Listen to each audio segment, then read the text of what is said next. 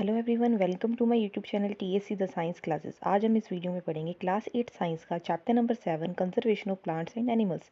Now we start the chapter. We saw in class 7 that Paheli and Buju had visited the forest along with Professor Ahmed and Tibu. They were eager to share their experiences with their classmates, and other children in the class were also eager to share their experiences as some of them had visited Bharatpur sanctuary. देखिए, इसमें ये बोला गया कि class 7 में एक story से start किया गया है कि क्लास 7 में पहली और बूजू थे, उन्होंने एक फॉरेस्ट को विजिट किया था अपने प्रोफेसर अहमद और टिबू के साथ। ठीक है, वो अपने एक्सपीरियंसेस को शेयर करने के लिए काफ़ी ज़्यादा इगर थे, काफ़ी ज़्यादा एक्साइटेड थे कि वो अपने क्लासमेट्स के साथ इस तरह के एक्सपीरियंसेस को क्या करें, शेयर करें। जो क्लास के अंदर अदर चिल्ड्रंस थे, अदर जो स्टूडेंट्स थे, वो भी बहुत ज़्यादा एक्साइटेड थे कि वो अपने एक्सपीरियंसेस को जो है वो शेयर करें लोगों के साथ। ठीक है, तो उन्होंने कुछ और अदर जो national park, wild life sanctuary, जिनके नाम बता रखे, बायोस्फीयर रिजर्व, टाइगर रिजर्व, इनके बारे में भी सुना था।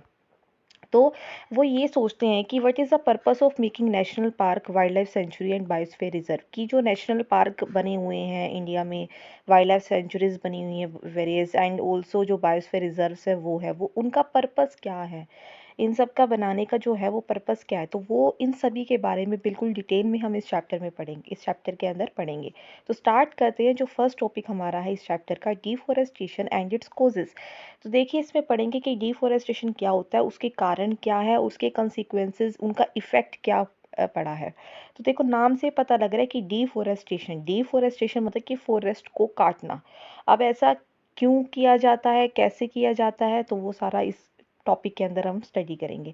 A great variety of plants and animals exist on earth. आप सबको पता है कि अर्थ के ऊपर बहुत सारे प्लांट्स और एनिमल्स की अलग अलग तरह की वेराइटी एग्जिस्ट करती है।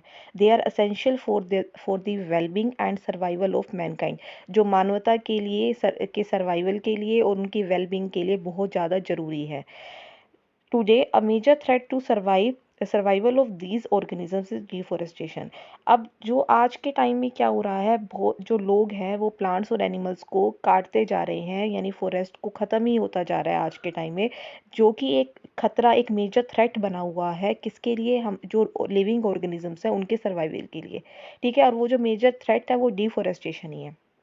We know that deforestation means clearing of forest and using that land for other purposes. deforestation का मीनिंग बताया गया है यहाँ पर कि deforestation का मीनिंग होता है कि फॉरेस्ट को क्लियर कर देना, मतलब कि जो लैंड है, जब हम फॉरेस्ट को क्या करते हैं, जो फॉरेस्ट है उसके अंदर जो प्लांट्स वगैरह हैं उनको काट देते हैं, बड़े बड़े जो पेड़ हैं, पेड़ पौधे हैं, उनको काट देते हैं, बिल्कुल क्लियर कर देते हैं, और उस लैंड का किसी अदर पर्पस के लिए क्या किया जाता है, उसका यूज़ किया जाता है। तो इसी जो ये प्रोसेस हो रही है, जो क्लियरिंग फॉरेस्ट हो रहे हैं, इसी को हम क्या कहते हैं, डिफॉरेस्टेशन कहते हैं। ठीक है, आई थिंक आपको बिल्कुल समझ आ गया होगा।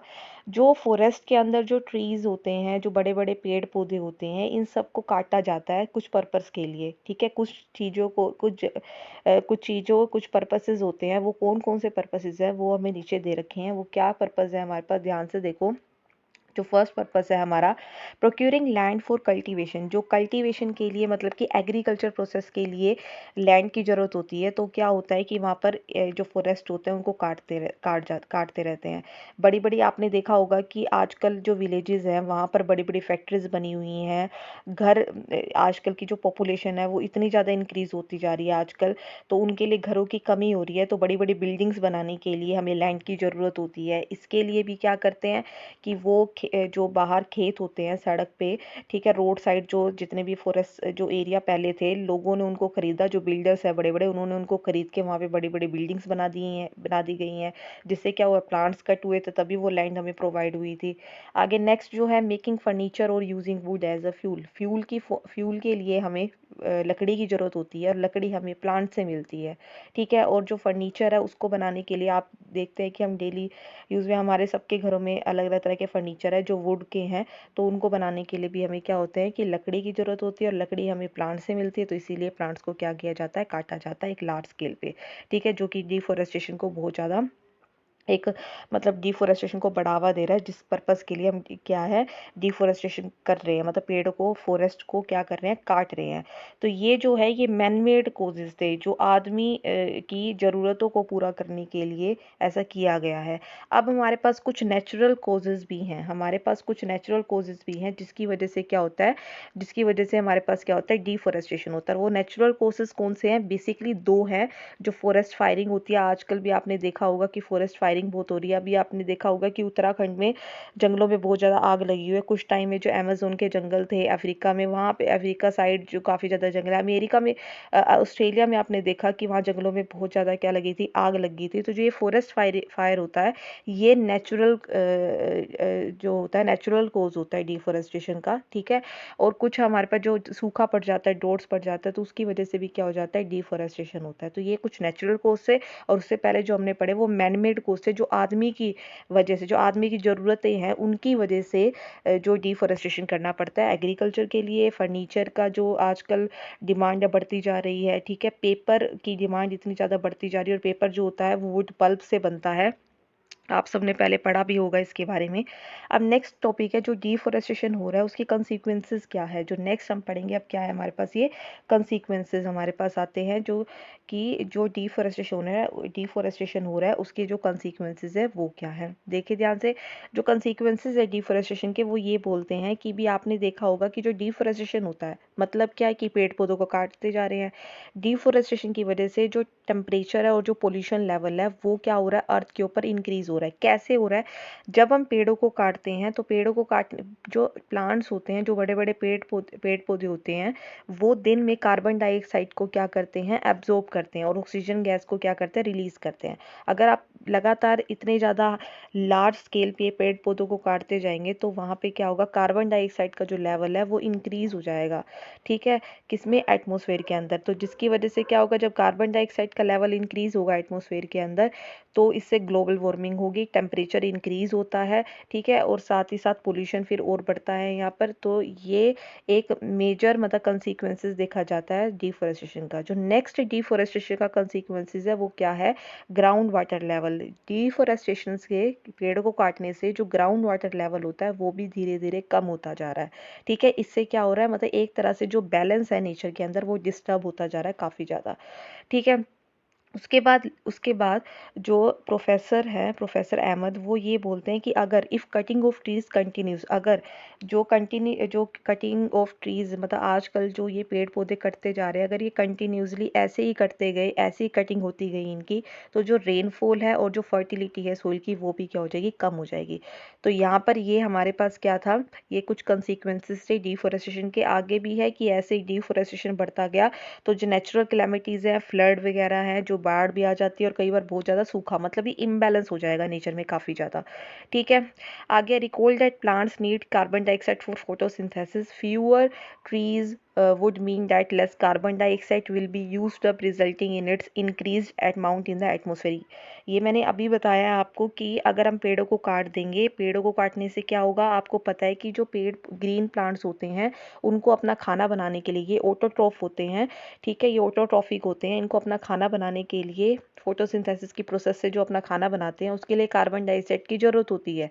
तो कार्बन डाइऑक्साइड को वो क्या करते हैं, हमारे एटमॉस्फेयर में से क्या करते हैं, एब्जॉर्ब करते हैं। जो हम भी हम इंसान हैं वो जब हम ऑक्सीजन को लेते हैं, इनहेल करते हैं, और कार्बन डाइऑक्साइड को एक्सहेल करते हैं, तो वो कार्बन डाइऑक्साइड जो गैस है वो प्लांट्स एब्जॉर्ब करती है हमारे एटमॉस्फेयर में से, ठीक है। लेकिन अगर हम कंटिन्यूसली पेड़ों को काटते चलेंगे तो पेड़ों को काटने से क्या होगा, तो कार्बन डाइऑक्साइड एब्जॉर्ब, वो जो एब्जॉर्ब कर रहे थे वो प्लांट्स तो आपने ख़त्म कर दिए, तो कार्बन डाइऑक्साइड की जो अमाउंट है वो इंक्रीज होती चली जाएगी, किसके अंदर, एटमॉस्फेयर के अंदर, जिसकी वजह से क्या होगा, ग्लोबल वार्मिंग होगी, जिसकी वजह से क्या होगा, ग्लोबल वार्मिंग होगी। मतलब कि ग्लोबल वार्मिंग कैसे, कि कार्बन डाइऑक्साइड की लेवल जो है वो इंक्रीज हो जाता है हमारे एटमॉस्फेयर में। वो क्या करता है, ये हीट, जो कार्बन डाइऑक्साइड था वो हीट को क्या करता है, जो हीट को, हीट रेज को जो हमारी अर्थ पहले रिफ्लेक्ट करती थी उसको ट्रैप कर रहा है, जिससे अर्थ के टेम्परेचर से, जो अर्थ का टेम्परेचर वो धीरे धीरे बढ़ता जा रहा है, जिसकी वजह से वाटर साइकिल भी डिस्टर्ब हो रही है, रेनफॉल जिससे कम होता जा रहा है, ठीक है, और जिसकी वजह से सूखा पड़ता जा रहा है, ड्रोट्स मतलब काफ़ी ज़्यादा ड्रोट्स हो रहे हैं, मतलब सूखा पड़ता जा रहा है। तो ये कंसीक्वेंसेज है कि डिफॉरेस्टेशन करेंगे तो देखो क्या क्या है, हमारे नेचर का बिल्कुल बैलेंस बिगड़ चुका है डिफॉरेस्टेशन की वजह से। ठीक है, सूखा पड़ता जा रहा है, वाटर साइकिल डिस्टर्ब हो गया है, ग्लोबल वार्मिंग इतनी जो ज़्यादा हो गया, मतलब टेम्परेचर देखो, गर्मी कितनी ज़्यादा होती है। ठीक है, और भी बहुत सारे जो कॉजेज है, कंसीक्वेंसेज है जो हमने पढ़े, ये सारे डिफॉरेस्टेशन की है। ठीक है, और डिफॉरेस्ट अभी हमने थोड़ा देर पहले भी ये देखा था, डिफॉरेस्टेशन जो है उसकी वजह से जो सोइल की प्रॉपर्टीज़ है वो भी धीरे धीरे क्या होती है, बिल्कुल ख़त्म होती जा रही है। जो सोइल की फर्टिलिटी है बिल्कुल ख़त्म होती जा रही है, इनफर्टाइल होता जा रहा है जो सोइल है, क्योंकि जो इससे जैसे कि डिफॉरेस्टेशन होता है, ऐसा क्यों होता है, क्योंकि जब डिफॉरेस्टेशन हो रहा है मतलब जो पेड़ पौधे थे, जो सोइल की अपर मोस्ट लेयर है, वो जो उसकी जड़ें थी, पेड़ पौधों की जड़ें, वो से मतलब बिल्कुल अट्रैक्ट होके रखती थी, उसको जकड़े रखती थी। जो उससे जो सोइल की टॉप लेयर थी, वो जो प्लांट्स की जो रूट्स थी उनको अपनी तरफ जकड़े रखती थी, जिससे टॉप लेयर भी बिल्कुल जो थी सिक्योर थी। लेकिन जैसे क्या हुआ, जैसे डिफॉरेस्टेशन हुआ तो जो टॉप लेयर थी सोइल की, वो क्या हुई, रिमूव हो जाती है। तो जो लोअर जो हार्ड और रॉकी लेयर थी वो एक्सपोज हो गई, जिसकी वजह से जो सोइल है वो लेस ह्यूमस हो गया। ठीक है, लेस फर्टाइल हो गया, मतलब फर्टिलिटी खत्म होती चलेगी, तो और पेड़ पौधे को उगने में बड़ी ज़्यादा प्रॉब्लम हुई वहाँ पर। ठीक है, तो जो अब ये क्या हुआ, इससे जो फर्टाइल लैंड है, डिफॉरेस्टेशन की वजह से जो फर्टाइल लैंड है, जो क्या हुई, जो फर्टाइल लैंड है वो धीरे धीरे क्या हो गई, डेजर्ट में कन्वर्ट होगी। किसकी वजह से, डिफॉरेस्टेशन की वजह से। तो इस प्रोसेस को, जिससे फर्टाइल लैंड कन्वर्ट हुई है इनटू डेजर्ट में, इसको बोलते हैं डेजर्टिफिकेशन। ठीक है, डेजर्टिफिकेशन क्या होता है, desertification is a process by which the fertile land gets converted into desert, इसको बोलते हैं डेजर्टिफिकेशन। डेजर्टिफिकेशन से क्या हुआ, सोइल की जो वाटर होल्डिंग कैपेसिटी थी वो भी क्या हुई, डिक्रीज हुई, जिससे सोइल से जो वाटर की मूवमेंट है वो ग्राउंड में जो थी वो धीरे धीरे, मतलब कि यहाँ पर क्या हुआ, जो मूवमेंट हुई वो धीरे धीरे रिड्यूस होगी, जिसकी वजह से क्या हो गया, जब बारिश आती है तो ग्राउंड में जा नहीं पाता, पानी जा नहीं पाता, तो क्या होता है, बाढ़ आ जाती है, फ्लड का जो है ये कारण बनता है। ठीक है, इसीलिए बोला जाता है कि डिफॉरेस्टेशन जो होता है उसकी वजह से सूखा और बाढ़ दोनों आते हैं, क्योंकि जब बारिश आती है तो बारिश आने से क्या होता है कि जो पानी है वो ग्राउंड के अंदर नहीं गया डिफॉरेस्टेशन की वजह से, तो पानी बाहर ही इकट्ठा हुआ। ठीक है, तो जिसकी वजह से क्या होता है, बाढ़ आने के चांसेस ज़्यादा हो जाते हैं। क्लियर, इससे क्या होता है, जो सोइल है उसका टेक्सचर बिगड़ जाता है, न्यूट्रिएंट्स की कमी हो जाती है, ये सब कुछ जो होता है वो डिफॉरेस्टेशन की वजह से होता है। ठीक है, नेक्स्ट हम पढ़ेंगे अब conservation of forest and wild life animal. देखो आपने देखा है कि किस तरीके से कुछ नेचुरल कॉजेज़ की वजह से, ठीक है, और जो कुछ मैन मेड कॉजेज़ की वजह से डिफॉरेस्टेशन बढ़ रहा है, और उसके क्या क्या इफ़ेक्ट हमारे नेचर के ऊपर पड़ रहे हैं, और उससे हमें बहुत ज़्यादा प्रॉब्लम्स फेस करनी पड़ेगी हमारी जो फ्यूचर जनरेशन है उनको। तो इसके लिए ज़रूरत है कि जो फॉरेस्ट है और जो वाइल्ड लाइफ है उसको कंजर्व किया जाए। देखो डिफॉरेस्टेशन की वजह से क्या होता है, जो अलग अलग तरह की जो वैरायटीज़ थी प्लांट्स की वो बिल्कुल ख़त्म होती जा रही है, एक्सटिंक्ट हो गई है। कुछ वाइल्ड लाइफ जो एनिमल्स की वैरायटीज़ थी वो भी बिल्कुल क्या हो चुकी है, एक्सटिंक्ट हो चुकी है, और कुछ इंडेंजर्ड है, मतलब कुछ ख़त्म होने को कगार पे है बिल्कुल। ठीक है, तो इसके लिए ज़रूरत है कि कुछ जो फॉरेस्ट है और जो वाइल्ड लाइफ है इसकी कंजर्वेशन की जाए। तो वही, तो जब ये स्टोरी बता रहे थे, जब प्रोफेसर अहमद उनको बता रहे थे बच्चों को, तो उसमें जो पहेली और बूजो है वो काफ़ी ज़्यादा वरीड हो जाते हैं जब उनको डिफॉरेस्टेशन के इफ़ेक्ट के बारे में पता लगा। तो इसके लिए जो पहेली और बूजो है वो प्रोफेसर अहमद के पास मतलब उसके साथ बात करते हैं और उनसे पूछते हैं कि किस तरीके से हमें मतलब हम क्या क्या करें, कौन कौन से ऐसे वेज हैं जिससे हम अपने फॉरेस्ट को और वाइल्ड लाइफ को सेव कर सके। तो जो इसके लिए प्रोफेसर अहमद क्या करते हैं, एक विजिट ऑर्गेनाइज करते हैं। कहाँ के लिए, बायोस्फीयर रिजर्व के लिए। ठीक है, तो वो पहेली बूझो और उनके क्लासमेट्स को बायोस्फीयर रिजर्व के विजिट के लिए लेके जाते हैं। तो उन्होंने एक प्लेस जो है, उन्होंने एक जो प्लेस है वो उन्होंने सेलेक्ट किया जिसको बोलते हैं पंचमढ़ी बायोस्फीयर रिजर्व। पंचमढ़ी एक बायोस्फीयर रिजर्व है, वो जगह इन्होंने सेलेक्ट की कि यहाँ पर जाके बच्चों को इनका विजिट किया जाए, ताकि बच्चों को बायोस्फीयर रिजर्व के बारे में, wild life sanctuary, national park, इनके बारे में पता लगे, और जो वहाँ पे अलग अलग तरह की वैरायटी है प्लांट्स की, अलग अलग तरह का जो एनिमल की जो वैरायटीज़ है उनके बारे में उनको पता लगे।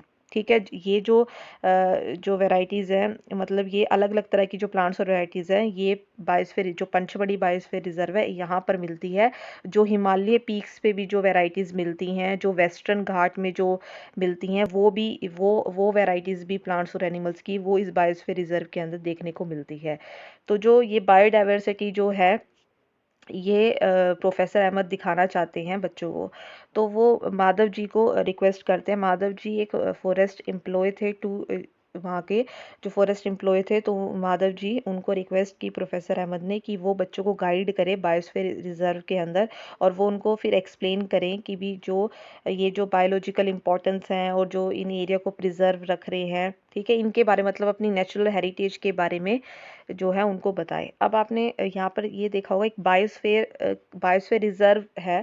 बायोस्फीयर का मतलब क्या होता है? बायोस्फीयर एक ऐसा पार्ट होता है अर्थ का जिसके में जो हर तरह के अलग अलग तरह के लिविंग ऑर्गेनिज्म एग्जिस्ट करते हैं, जो लाइफ का एक सपोर्ट है एक तरह से, जो बायोलॉजिकल डाइवर्सिटी है, और इसको हम सिंपली कह सकते हैं biodiversity, which refer to the variety of different variety of organisms which existing on the earth, their inter relationship and their relationship with the environment. इससे पहले थोड़ा ऊपर आया था बायोडाइवर्सिटी, जो कि बायोस्फीयर रिजर्व के अंदर जो बायोडाइवर्सिटी है, इसका मतलब क्या होता है कि उस एक पर्टिकुलर एरिया के अंदर जो अलग अलग तरह के ऑर्गेनिज्म अर्थ के ऊपर हैं, उनके आपस में क्या रिलेशनशिप है, उनकी हैबिटेट, उनका एनवायरनमेंट के साथ किस तरह का रिलेशनशिप है, वो हम इसके अंदर पढ़ते हैं।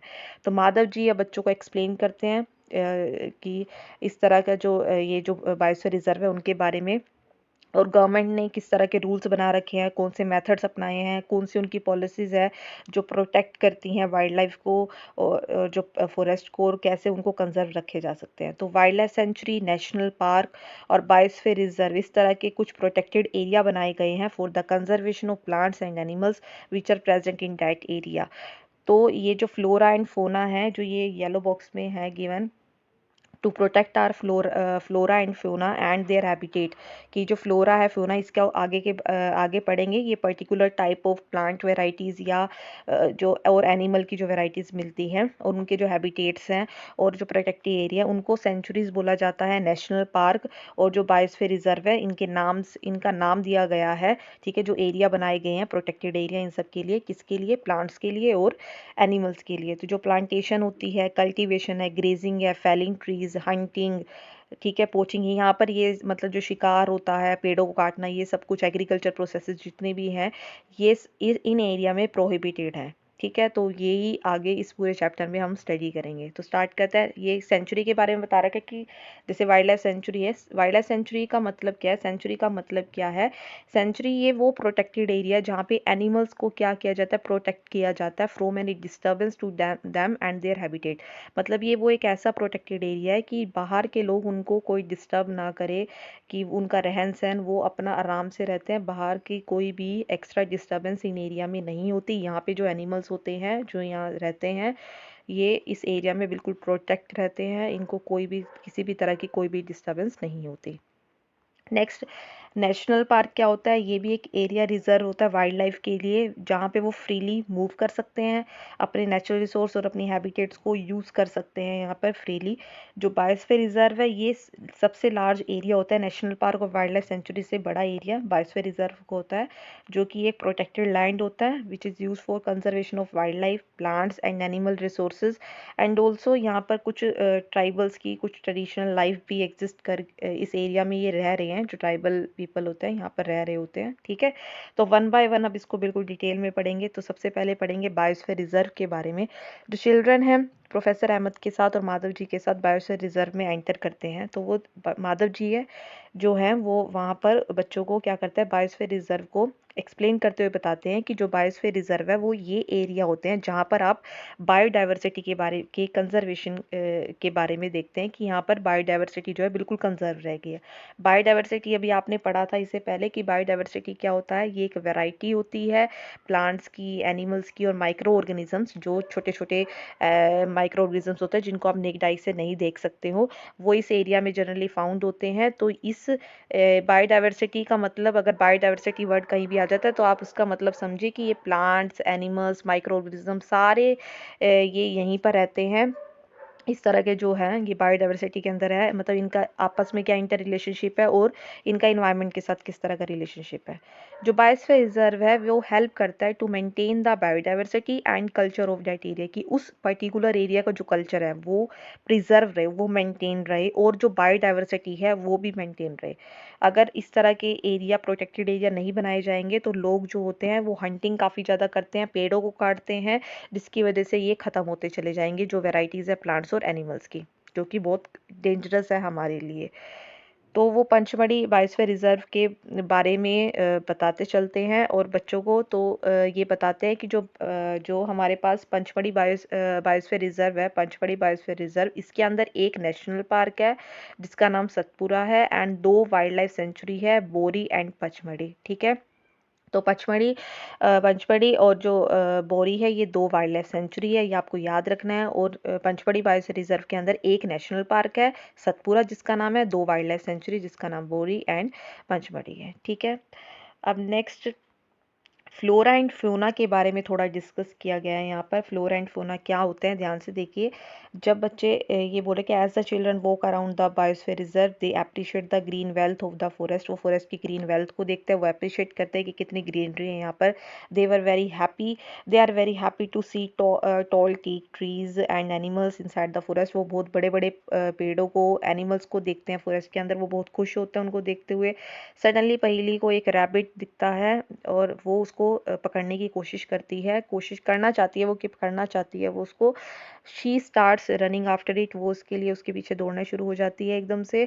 तो वो एकदम से प्रोफेसर अहमद उसको स्टॉप करते हैं और वो एक्सप्लेन करते हैं कि जो यहाँ एनिमल्स इस एरिया में रह रहे हैं वो बिल्कुल कंफर्टेबल है और खुश हैं वो अपनी हैबिटेट में, तो हमें उनको डिस्टर्ब नहीं करना चाहिए। तो माधव जी उनको फिर आगे एक्सप्लेन करते हैं कि कुछ एनिमल्स और प्लांट्स जो हैं वो टिपिकली कुछ पर्टिकुलर एरिया में ही बिलोंग करते हैं, वो हर जगह नहीं मिलते हैं। तो जो पर्टिकुलर प्लांट्स और एनिमल्स है जो एक पर्टिकुलर एरिया में ही मिलते हैं उनको हम फ्लोरा एंड फ्योना कहते हैं उस एरिया के। कि जो प्लांट्स हैं जो पर्टिकुलर टाइप, जो मतलब प्लांट्स है जो पर्टिकुलर एरिया में मिलते हैं उनको फ्लोरा कहते हैं, और जो एनिमल्स है which are found in a particular area are known as fauna of that area. Okay, तो बहुत अलग अलग तरह के फ्लोरा एंड फ्योना देखने को मिलते हैं यहाँ पर। जो पंचमढ़ी बायोस्फीयर रिजर्व की अगर मैं बात करूँ तो यहाँ पर आप इनको इस बॉक्स में नेम बता रखे हैं कि इस तरह के जो फ्योना है और फ्लोरा है वो एग्जिस्ट करते हैं पंचमढ़ी बायोस्फीयर रिजर्व के अंदर। साल कीक, मैंगो, जामुन, सिल्वर फंस, ये फ्लोरा है, मतलब एक पर्टिकुलर टाइप, एक मतलब प्लांट्स की वेराइटीज बता रखी हैं इस पर्टिकुलर एरिया में जो मिलती है। आगे जो ब्लू बुल है, बार्किंग डीर है, chital, leopard, wild dog, wolf etcetera, ये फ्योना है जो पंचमढ़ी बायोस्फीयर रिजर्व के अंदर पर्टिकुलरली इस पर्टिकुलर एरिया में जो मिलते हैं। ये इसकी पिक्चर्स भी शो कर रखे हैं। नेक्स्ट हमारे पास आता है एंडेमिक स्पीसीज क्या होती हैं। एक टर्म है स्पीसीज जिसको एंडेमिक बोला गया। अब ये क्या है, जब उन्होंने देखो एंडेमिक स्पीसीज वो स्पीसीज होती हैं प्लांट्स और एनिमल्स की जो एक्सक्लूसिवली किसी पर्टिकुलर एरिया में मिलते हैं, मतलब जो हर जगह आपको देखने के नहीं मिलेगी, कुछ कुछ ही पर्टिकुलर एरिया में आपको दिखेगी वो। तो इस तरह की जो स्पीसीज होती है उनको हम क्या कहते हैं, उसको हम कहते हैं endemic species. Endemic species are दो species of plants and animals which are found exclusively in a particular area. They are not naturally found anywhere else, मतलब हर जगह नहीं मिलेगी, कुछ ही पर्टिकुलर एरिया में मिलती है। कुछ ही पर्टिकुलर टाइप ऑफ एनिमल और प्लांट्स है जो एंडेमिक है इस जोन में। अगर पंचमढ़ी पंचमढ़ी बायोस्फीयर रिजर्व की बात करते हैं, और अगर आप किसी स्टेट या किसी कंट्री में किसी जोन की भी बात करते हैं वहाँ पे भी कुछ पर्टिकुलर एनिमल और प्लांट है जो मिलते हैं जो हर जगह नहीं मिलते। तो माधव जी उनको साल और वाइल्ड मैंगो के कुछ ये जो पेड़ पौधे दिखाते हैं, ये 2 एग्जाम्पल उन्होंने बोली है जो पंचमढ़ी बायोस्फीयर रिजर्व में एक एंडेमिक फ्लोरा स्पीसीज बोली। ठीक है, जो कि हर जगह नहीं मिलते हैं। ऐसे ही फिर यहाँ पर जो बिजोन है और जो इंडियन जेंट स्क्विरल है, फ्लाइंग स्क्विरल है, ये एंडेमिक फ्लोरा है, मतलब कि जो एनिमल्स की जो स्पीसीज है जो हर जगह नहीं मिलती, जो पंचमढ़ी बायोस्फीयर रिजर्व के अंदर ही है, तो वो बताते हैं। फिर प्रोफेसर अहमद जो है वो एक्सप्लेन करते हैं कि जो इनकी हैबिटेट है और धीरे धीरे जो इनकी हैबिटेट डिस्ट्रक्ट होती जा रही है, पॉपुलेशन इंक्रीज हो रही है, जिसकी वजह से क्या हो रहे हैं कि जो न्यू स्पीसीज हैं वो उनको वो अपना नेचुरल हैबिटेट नहीं मिल पा रहा है, जिसकी वजह से क्या हो रहा है, ये धीरे धीरे क्या हो रही है, जो एंडेमिक स्पीसीज है ये काफ़ी ज़्यादा मतलब इंडेंजर होती जा रही है। ये मतलब इनकी एग्जिस्टेंस है वो धीरे धीरे ख़त्म होती जा रही है डिफोरेस्टेशन की वजह से। देखो मैं यहाँ पर एंडेमिक स्पीसीज बोल रही हूँ। स्पीसीज का मतलब क्या होता है, वो आपको नेम से पता लग रहा है कि एक ग्रुप है किसी पॉपुलेशन का, ठीक है। Which are capable of interbreeding, मतलब कि जो एक स्पीसीज के मेंबर्स है वो आपस में रिप्रोड्यूस, मतलब आपस क्या होता है वो रिप्रोड्यूस करते हैं अपने कुछ ऑफस्प्रिंग को, जो कि उन्हीं की स्पीसीज के मेंबर्स के साथ रिसेंबल करते हैं। और वो किसी अदर, मतलब कि जो एक स्पीसीज के एक ग्रुप है वो आपस में ही इंटरब्रीडिंग, मतलब इंटरब्रीडिंग करते हैं, जिससे वो अपनी सेम स्पीसीज के ही कुछ अनदर जो ऑफस्प्रिंग है वो प्रोड्यूस करते हैं, ठीक है। जिनके मतलब कि आप ये कह सकते हैं कि ये स्पीसीज के मेंबर्स हैं। इसका मतलब क्या होगा कि उनके, मतलब कि उनकी जो करेक्टरिस्टिक्स है, उनका जो हैबिटेट है वो कॉमन होता है, जिससे आप बता सकते हैं ये इस स्पीसीज का है, ये इस स्पीसीज का है, ठीक है। तो अब आज हम इस वीडियो में इतना ही पढ़ते हैं। नेक्स्ट वीडियो में हम वाइल्ड लाइफ सेंचुरी और नेशनल पार्क के बारे में स्टडी करेंगे। आई होप आज आपको ये जो चैप्टर है जितना पढ़ाया गया है वो समझ आ गया होगा। अगर आपको कोई भी प्रॉब्लम है तो आप मुझे कमेंट करके कमेंट बॉक्स में पूछ सकते हैं। And thank you and subscribe my channel. Thank you.